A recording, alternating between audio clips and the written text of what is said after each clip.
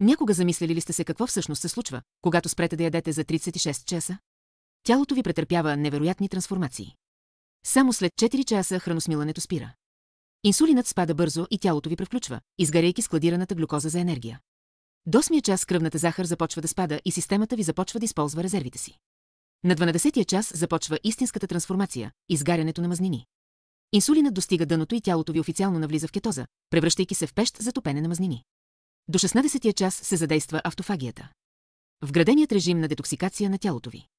То започва да разгражда увредените клетки, да изхвърля отпадъците и да ги поправя отвътре навън. След 24 часа клетъчното възстановяване е в ускорение. Сега изгаряте чисти мазнини, като всяка клетка в тялото ви работи по-умно и по-чисто. На 30-я час растежният хормон се покачва рязко, защитавайки мускулите ви и ускорявайки възстановяването.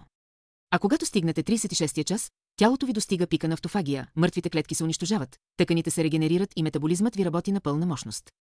Това не е просто гладуване, това е цялостно рестартиране на тялото.